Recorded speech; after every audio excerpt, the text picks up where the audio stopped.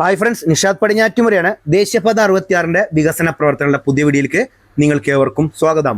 ഇന്നത്തെ വീഡിയോ ഒരു special video കേട്ടോ. നമ്മൾ കഴിഞ്ഞ വീഡിയോ വൈൻഡപ്പ് ചെയ്തത് കൊയിലാണ്ടി ബൈപ്പാസ് വന്ന് അവസാനിക്കണം നന്ദി ബസാറിലാട്ടോ. ഇന്ന് നന്ദി ബസാർ മുതൽ നമ്മൾ മൂരാട് വരെയുള്ള ദേശീയപാത 66 പ്രവർത്തന പുരോഗതികളാണ് കാണുന്നത്. അപ്പോൾ നന്ദി ബസാറിൽ ഒരു അണ്ടർപാസ് ഉണ്ട്. അണ്ടർപാസിന്റെ അപ്രോച്ച് റോഡ് പണികൾ പുരോഗമിച്ചുകൊണ്ടിരിക്കട്ടോ. മണ്ണിട്ട് ഉയർത്തുന്ന പ്രവർത്തനങ്ങൾ നടന്നുകൊണ്ടിരിക്കുന്നത്. ഇവിടെയൊക്കെ ചെമ്മണ്ണ് ഉപയോഗിക്കുന്നുണ്ട്. പിന്നെ അതുപോലെ തന്നെ നമ്മൾ നേരത്തെ കണ്ട മാതിരി കറുത്ത മണ്ണ് ഉപയോഗിച്ചിട്ട് മിക്സ് ചെയ്തിട്ടാണ് വർക്ക് നടന്നുകൊണ്ടിരിക്കുന്നത്. അതുപോലെ തന്നെ ഈ നന്ദി ബസാറിൽ വന്ന അണ്ടർപാസിന്റെ അപ്രോച്ച് റോഡ് അവസാനിക്കുന്ന സ്ഥലമുണ്ട്. അവിടെയൊക്കെ ഫ്രിക്ഷൻ സ്ലാബിന്റെ വർക്കും സ്റ്റാർട്ട് ചെയ്തിട്ടുണ്ട്. കഴിഞ്ഞ കൊയിലാണ്ടി ബൈപ്പാസ് കണ്ടപ്പോൾ നിങ്ങൾക്ക് മനസ്സിലായി എത്രത്തോളം വേഗതയിലാണ് ഇപ്പോൾ നിലവിൽ വാഗാടിന്റെ വർക്ക് നടന്നുകൊണ്ടിരിക്കുന്നത് എന്നുള്ളത്. അപ്പോൾ നമ്മൾ ഇന്ന് കാണാൻ പോകുന്ന ഈ പ്രദേശത്താണ് പയ്യോളി എന്ന് പറഞ്ഞ സ്ഥലമുള്ളത് കേട്ടോ. അപ്പോൾ അതിൻ്റെ കുറച്ച് കാര്യങ്ങളുണ്ട്, അതൊക്കെ നമ്മളിന്ന് വീഡിയോയിൽ വിശദമായിട്ട് കാണുന്നതാണ്.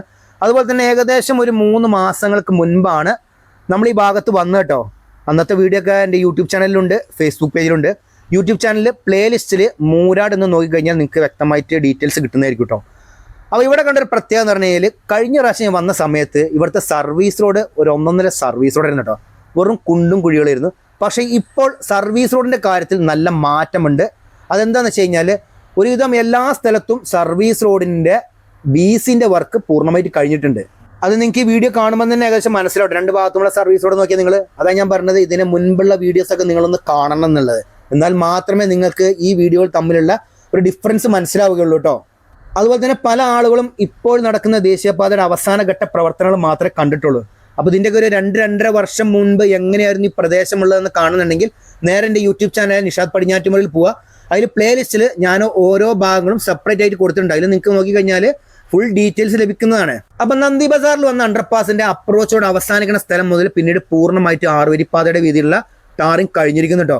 നോക്കി നിങ്ങൾ, സർവീസ് റോഡ് ഗതാഗതക്കുരുക്കില്ലാതെയാണ് ഈ ഭാഗത്തുകൂടെ വാഹനങ്ങൾ ഇപ്പോൾ നിലവിൽ കടന്നുപോയിക്കൊണ്ടിരിക്കുന്നത്. കഴിഞ്ഞ പ്രാവശ്യം വന്ന സമയത്ത് ഇവിടെ കുഴികൾ തന്നെയായിരുന്നു, നല്ല ഗതാഗതക്കുരുക്കായിരുന്നു. അതുപോലെ തന്നെ നല്ല മഴയുള്ള സമയത്ത് വെള്ളക്കെട്ടൊക്കെ ഉണ്ടായിരുന്ന പ്രദേശമാണിത്. പക്ഷെ ഇവിടെ ഞാനൊരു കാര്യം പറയാം, ഇവിടുത്തെ ഡ്രൈനേജിന്റെ വർക്ക് വലിയ കുഴപ്പമില്ല കേട്ടോ. മലപ്പുറം ജില്ലയിലത്തെ ഡ്രൈനേജിന്റെ വർക്ക് എന്ന് പറഞ്ഞാൽ ചില സ്ഥലത്ത് വളരെയധികം ചാട്ടമാണ്. പക്ഷെ അത്രത്തോളം ഒരു പ്രശ്നം ഈ ഭാഗത്ത് ഡ്രൈനേജിനോട് കാണാനില്ല. പിന്നെ അതുപോലെ തന്നെ തിക്കോടി ജംഗ്ഷനിലായിരുന്നു അണ്ടർപാസ് എല്ലാവരും വരാൻ വേണ്ടി ആഗ്രഹിച്ചിരുന്നത്. പക്ഷെ അവിടെയല്ല അണ്ടർപാസ് വന്നിരിക്കുന്നത്. അതിന് മുൻപായിട്ട് ഒരു ചെറിയ അണ്ടർപാസ് വന്നിട്ടുണ്ട്. കഴിഞ്ഞ പ്രാവശ്യം വന്ന സമയത്തൊക്കെ മഴക്കാലമായിരുന്നു. അന്നൊക്കെ ഇവിടെ വളരെയധികം വെള്ളക്കെട്ടൊക്കെ ഉണ്ടായിരുന്നു. അന്ന് ചെറിയ തോതിൽ മാത്രമേ ഈ തിക്കോടി എത്തുന്നതിന് മുൻപ് എന്ന് വെച്ച് കഴിഞ്ഞാൽ നമ്മൾ നന്ദി ബസാറിന് ഇങ്ങോട്ട് വരുന്ന സമയത്ത് ഒരു ചെറിയൊരു അണ്ടർപാസ് അതിൻ്റെ പണി നടന്നുകൊണ്ടിരിക്കുന്നു കേട്ടോ.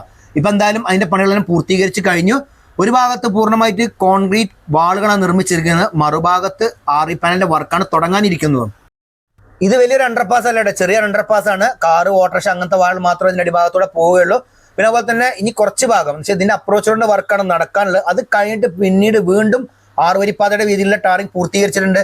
പക്ഷേ ഇവിടെ കുറച്ച് ഭാഗത്ത് മാത്രമേ സർവീസ് റോഡിന് കംപ്ലൈന്റ് ഉള്ളൂ. ഇത് ഞാൻ മുൻപ് പറഞ്ഞത് തന്നെയാണ്, ചില ഭാഗങ്ങളിൽ മാത്രം. അത് കഴിഞ്ഞിട്ട് പിന്നീട് നമ്മളെ തിക്കോടി ഭാഗത്തേക്ക് പോകുമ്പോൾ 6 വരിപ്പാതയുടെ വീതിയിലുള്ള ടാറിങ് കഴിഞ്ഞിരിക്കുന്നു. അപ്പോൾ ഈ അണ്ടർപാസിനോട് ചേർന്നിട്ടുള്ള അപ്രോച്ച് റോഡിന്റെ വർക്ക് മാത്രമേ നടക്കാനുള്ളൂ കേട്ടോ. അതുപോലെ തന്നെ ഇവിടെ പൂർണ്ണമായിട്ട് പണികൾ കഴിഞ്ഞിട്ട് ഒരു ഭാഗം ഗതാഗതത്തിന് വേണ്ടി തുറന്നു കൊടുത്തിട്ടുമുണ്ട്. അതുപോലെ തന്നെ കുറച്ച് നമ്മുടെ സുഹൃത്തുക്കൾ വീഡിയോസിൽ കമന്റ് എഴുതിയിട്ടുണ്ട്, നമ്മൾ ഇതിന്റെ പോരായ്മകൾ പറയലില്ല എന്നുള്ളത്. നിങ്ങളൊന്ന് ആലോചിച്ച് നോക്കി, ഇതിന് മുൻപുള്ള എൻ്റെ വീഡിയോസിലൊക്കെ ഞാൻ കുറേ കാര്യങ്ങൾ പറഞ്ഞു. നമ്മൾ തിക്കോടി ഭാഗത്ത് ഒരു അണ്ടർപാസ് വരുന്ന വിഷയം വരെ ഞാൻ സെപ്പറേറ്റ് വീഡിയോ ചെയ്ത ഒരാളാട്ടോ. അപ്പം പറഞ്ഞിട്ട് കാര്യമില്ല, നമ്മളെ കൊണ്ട് ചെയ്യാൻ പറ്റുന്നത് നമുക്ക് ചെയ്യാൻ പറ്റുള്ളൂ. അതുപോലെ തന്നെ ഇപ്പം ഈ അണ്ടർപാസ് ജംഗ്ഷനിൽ വന്നിട്ടുണ്ടെങ്കിൽ ഇവിടുത്തെ ജനങ്ങൾക്ക് 2 ഭാഗത്തേക്ക് പോകാൻ വളരെ സുഖമായിരുന്നു. ഇപ്പോൾ അണ്ടർപാസ് വന്നിരിക്കുന്നത് എവിടെയെന്ന് വെച്ച് കഴിഞ്ഞാൽ തിക്കോടി പഞ്ചായത്തുണ്ട്, അവിടെയാണ് അണ്ടർപാസ് വന്നിരിക്കുന്നത്. അണ്ടർപാസിന്റെ പണികളൊക്കെ പൂർണ്ണമായി കഴിഞ്ഞിരിക്കുന്നു. അതിന്റെ മുകൾ ഭാഗത്ത് ടാറിങ് ചെയ്തിട്ടില്ല, പക്ഷേ അതിന്റെ അപ്രോച്ച് റോഡിന്റെ പണികളാണ് കഴിഞ്ഞിരിക്കുന്നത് കേട്ടോ. അതുപോലെ തന്നെ ഈ സ്ഥലം നിങ്ങൾക്ക് ഓർമ്മ ഉണ്ടാവും, കഴിഞ്ഞ മഴക്കാലത്ത് ഇവിടെ വലിയ പ്രശ്നങ്ങളൊക്കെ ആയിരുന്നു. കാരണം ഇവിടെയൊക്കെ ഫുള്ള് വെള്ളക്കെട്ടായിരുന്നു കേട്ടോ. എന്നിട്ട് ഇവിടുത്തെ വെള്ളം ഒരു മോട്ടർ വെച്ച് അടിച്ച് കളയിലൊക്കെ ഉണ്ടായിരുന്നു വാഗാടിൻ്റെ ആളുകൾ. അതുപോലെ തന്നെ ഇവിടെ ചെറിയ സമരപ്പന്തലൊക്കെ ഉണ്ടായിരുന്നു.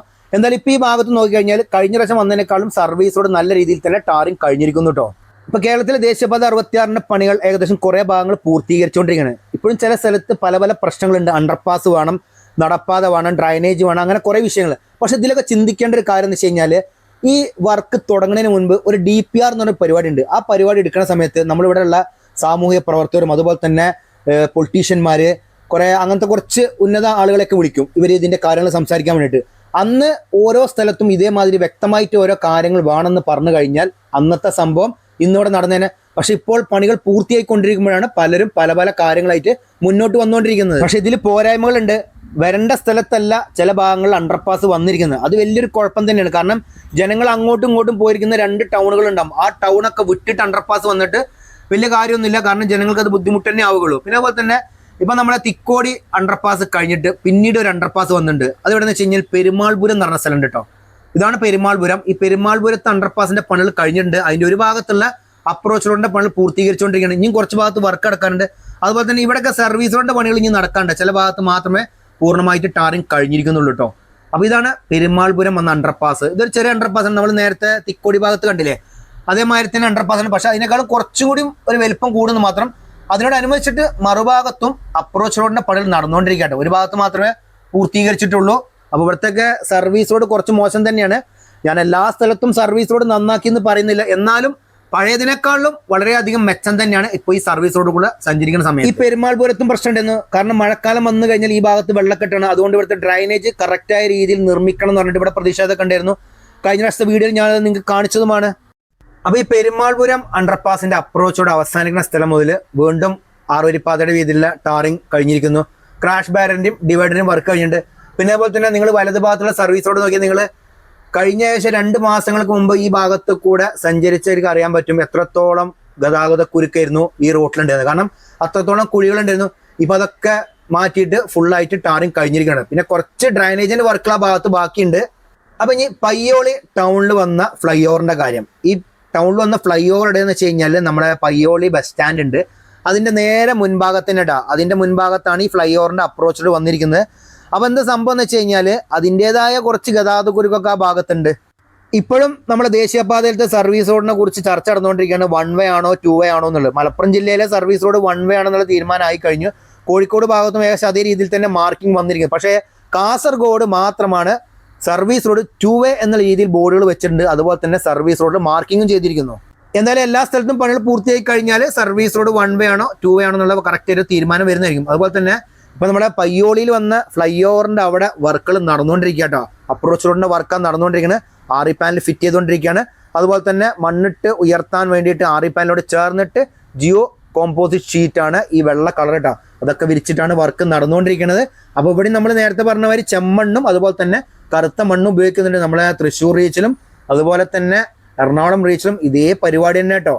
ഇത് നമ്മളെ പയ്യോളി ഫ്ലൈ ഓവറിനോട് ചേർന്നിട്ടുള്ള സർവീസ് റോഡാണ്. എന്ന് വെച്ച് കഴിഞ്ഞാൽ നേരെ നമ്മൾ കോഴിക്കോട് ഭാഗത്തേക്ക് പോകുമ്പോഴേ അവിടുത്തെ വർക്കാണ് നിങ്ങൾ ഈ കണ്ടുകൊണ്ടിരിക്കുന്നത്. സർവീസ് റോഡിൻ്റെ കുറച്ചൊരു മോശം തന്നെ ഈ ഭാഗത്തുണ്ട് കേട്ടോ. അതുപോലെ തന്നെ ഫ്ലൈ ഓവറിൻ്റെ അവിടെ അത്യാവശ്യം നല്ല ഗതാഗത കുരുക്ക് തന്നെയാണ്. ചില സ്ഥലങ്ങളിൽ പൂർണ്ണമായിട്ട് ടാറിങ് കഴിഞ്ഞിട്ടുണ്ട്. പക്ഷെ ഇതിൽ ശ്രദ്ധിക്കേണ്ട ഒരു കാര്യം എന്ന് വെച്ച് കഴിഞ്ഞാൽ പരമാവധി സർവീസ് റോഡിൽ നിങ്ങൾ വാഹനങ്ങൾ പാർക്ക് ചെയ്യാതെ നോക്കട്ടെ. കാരണം ഒന്നാമത് നല്ല ഗതാഗത കുരുക്കുള്ള ഒരു ഏരിയയാണ് ഈ പയ്യോളി ഭാഗങ്ങൾ. അപ്പോൾ അതിൽ കൂടെയൊക്കെ വാഹനങ്ങൾ കടന്നു പോകുമ്പോൾ ഈ സൈഡിൽ പാർക്ക് ചെയ്ത വാഹനങ്ങൾ ഒന്നും കൂടിയും ഗതാഗത കുരുക്ക് രൂക്ഷമാക്കുകയാണ് ചെയ്യുക. അപ്പോൾ പാർക്ക് ചെയ്യുന്ന ആളുകൾ ഒന്ന് ശ്രദ്ധിക്കുക.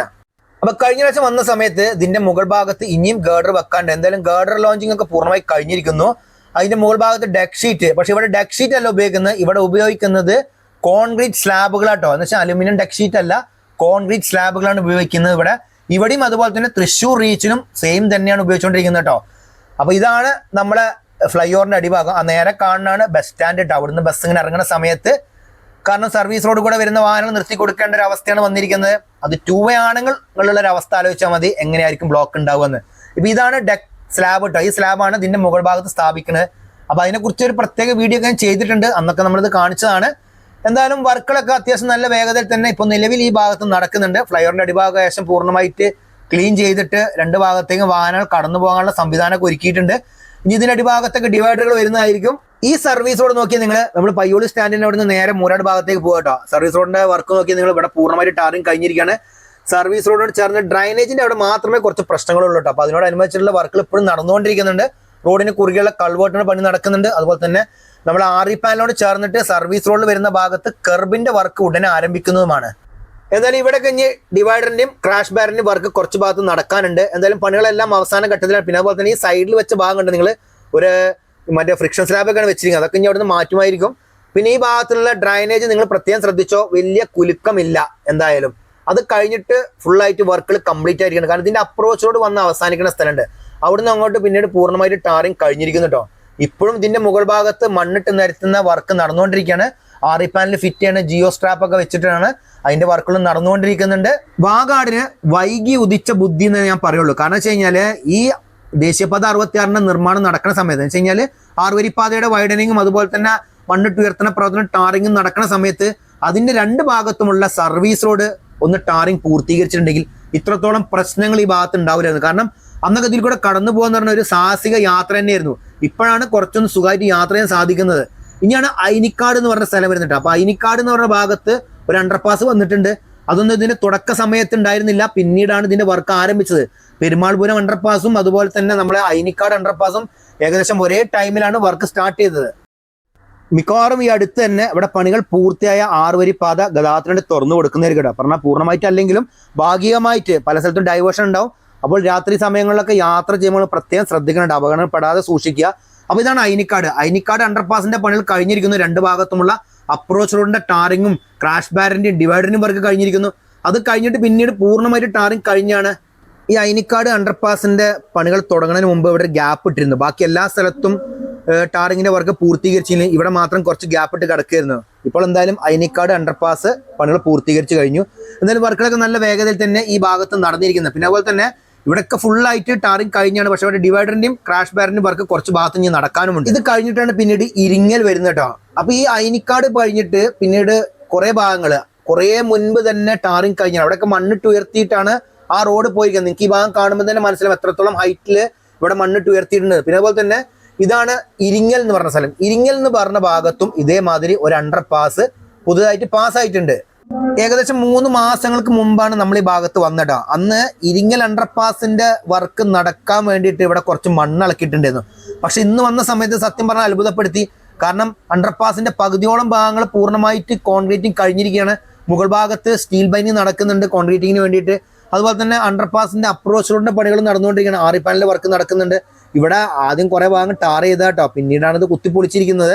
എന്നാൽ ഈ ഭാഗത്ത് സർവീസ് റോഡിന്റെ പണികൾ പൂർത്തീകരിച്ചുകൊണ്ട് വലിയ ഗതാഗതക്കുരുക്കൊന്നും ഈ ഭാഗത്ത് കാണുന്നില്ല. അതിന് മുൻപ് വന്ന സമയത്തൊക്കെ നിങ്ങൾക്ക് അറിയുന്നതാണ് എത്രത്തോളം ബുദ്ധിമുട്ടായിരുന്നു നമ്മൾ ഈ ഭാഗത്ത് കൂടെ യാത്ര ചെയ്യാൻ വേണ്ടിയിട്ട്. പിന്നെ അതുപോലെ തന്നെ ഇപ്പൊ നന്ദി ബസാർ മുതൽ നമ്മൾ ഏകദേശം മൂരാട് ഭാഗം വരുന്ന സമയത്ത് നമ്മളെ തിക്കോടി ഭാഗത്ത് പുതുതായിട്ടൊന്ന് പാസ്സായിട്ടുണ്ട്. അതിന്റെ പണികളെല്ലാം പൂർത്തീകരിച്ചു. പിന്നെ അതുപോലെ തന്നെ പെരുമാൾപുരം പിന്നെ അയിനിക്കാടൊക്കെ ഓൾറെഡി വർക്കുകൾ ഏകദേശം കംപ്ലീറ്റ് ആയത് തന്നെയാണ്. അതൊക്കെ നമ്മൾ തിക്കോടി അണ്ടർപാസ് വരുന്നതിന് മുൻപ് തന്നെ പണികൾ സ്റ്റാർട്ട് ചെയ്ത് പൂർത്തീകരിച്ചു കഴിഞ്ഞു. പിന്നെ അത് കഴിഞ്ഞിട്ട് പിന്നീട് നമ്മളെ ഈ ഇരിങ്ങൽ ഭാഗത്തും അണ്ടർപാസിന്റെ പണി നടന്നുകൊണ്ടിരിക്കുകയാണ്. ഇപ്പം ഇനി അടുത്തൊരു വിഷയം എന്ന് വെച്ച് കഴിഞ്ഞാൽ നമ്മുടെ ഇരിങ്ങൽ ക്രാഫ്റ്റ് വില്ലേജിലേക്ക് പോകുന്ന റോഡുണ്ട്. അവിടെ ഒരു വലിയ അണ്ടർപാസ് ഉണ്ട്. അതിന്റെ ഇടയിലുള്ള ഭാഗങ്ങളാണ് ഇപ്പോൾ വർക്ക് നടന്നുകൊണ്ടിരിക്കുന്നത്.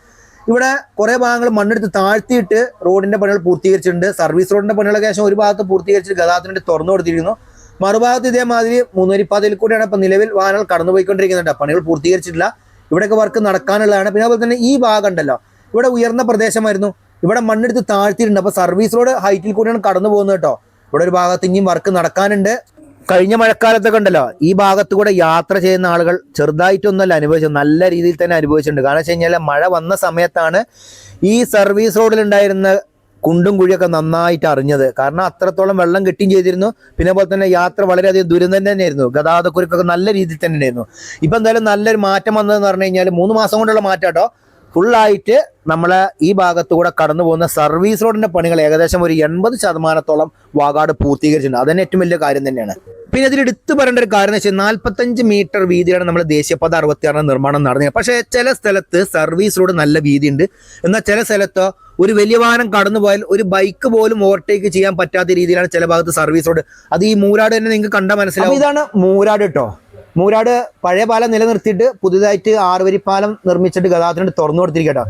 ഏകദേശം ഒരു 1.5 വർഷം മുമ്പ് നിങ്ങൾ ഈ ഭാഗത്തെ കുറിച്ച് ചിന്തിച്ചു നോക്കിയാൽ ഇതിൽ കൂടെയുള്ള യാത്ര എത്രത്തോളം ദുരിതമായിരുന്നു എന്നുള്ളത്. കാരണം പഴയ പാലം 1 വേ ആയിരുന്നു. അപ്പൊ 2 ഭാഗത്തും പോലീസുകാരെ നിർത്തിയിട്ടാണ് വാഹന ഗതാഗതം നിയന്ത്രിച്ചിരുന്നത്. അതുപോലെ തന്നെ ആംബുലൻസ് ഒക്കെ പോകുമ്പോൾ സത്യം പറഞ്ഞാൽ നമ്മൾ നെഞ്ചെടുപ്പായിരുന്നു. കാരണം അത്രയും ഗതാഗതക്കുരുക്കായിരുന്നു ഈ ഭാഗത്ത് ഉണ്ടായിരുന്നത്. അതുപോലെ തന്നെ ഇവിടെ വേറൊരു വികസനം നടക്കുന്നുണ്ട്. പഴയ മൂരാട് റെയിൽവേ പാലത്തിനോട് ചേർന്നിട്ട് പുതിയൊരു പാലത്തിന്റെ പണികൾ പൂർത്തീകരിച്ചിട്ടുണ്ട്. അപ്പൊ ഇനി റെയിൽവേ ട്രാക്കിന്റെ വർക്കാണ് ഇവിടെ നടക്കാനുള്ളത്. അതുപോലെ തന്നെ നമ്മളെ പഴയ മൂരാട് പാലം ഇവിടെ നിലനിർത്തിയിരിക്കുകയാണ്. അതൊന്ന് പെയിന്റ് ഒക്കെ അടിച്ച് കുട്ടപ്പനാക്കിയിട്ട് 2 ഭാഗത്തും ഒരു ഈവനിങ് ടീ സ്പോട്ടൊക്കെ ആക്കി കഴിഞ്ഞാൽ കുറച്ചുകൂടി യാത്രക്കാർ ഈ ഭാഗത്ത് വരുന്നതായിരിക്കും. ഇപ്പൊ നന്ദി വിട്ട് കഴിഞ്ഞാൽ പിന്നീട് ഈ ഭാഗത്തൊന്നും ഒരു റെസ്റ്റ് ഏരിയ ഇല്ലാത്ത മാതിരിയാണ്. അപ്പൊ ഇത് വന്നു കഴിഞ്ഞാൽ ഇതിൽ കൂടെ യാത്ര ചെയ്യുന്ന ആളുകൾക്ക് അതൊന്നും സൗകര്യമായിരിക്കും.